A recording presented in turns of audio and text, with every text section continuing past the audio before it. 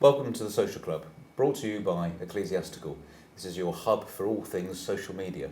And as always, I'm joined by Laura, our digital expert from Factor 3.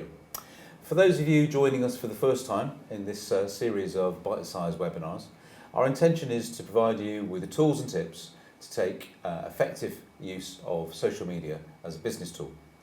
We've covered an intro to social channels, what to be posting, how to find your audience, and today we're going to be talking about how to identify leads within your social audience. Yeah. High levels of competition and a crowded marketplace have made lead generation a major challenge for today's brokers. As in traditional forms of drumming up business, lead generation in the social context needs to have a balance of quality and quantity. Especially when we're looking at those high value leads, it's more efficient to develop 10 leads with a really high probability of converting than it is developing 50 with that low probability. We need to use your valuable time and resources way more efficiently. So Laura, how do I tell which of my social followers are potential customers? So identifying those warm leads has always been a slight point of contention. The main issue is that lack of agreement on what qualifies a lead. At a high level, a prospect becomes a lead when they take a defined action to enter your sales funnel.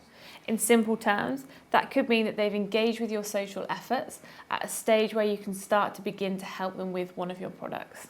One way of measuring this is the introduction of lead scoring, meaning you'll be ranking followers and connections based on their likelihood of converting into a customer, or more simply, their readiness to make a purchase.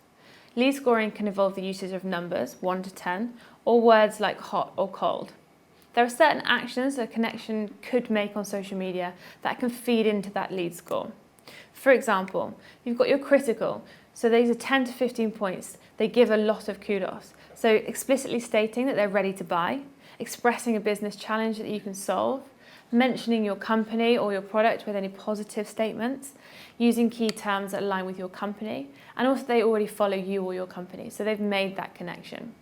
We also need to cover those undesirable actions. At this point, they lose points. Mentions of your company or product with any negative sentiment, or explicitly stating that they've recently purchased from a direct competitor. So Laura, in your opinion, what constitutes a good score in this context? Don't be afraid of having low scores when you first start. The more effort you put into your social media, the more you're going to get that social following, so the higher your scores will go.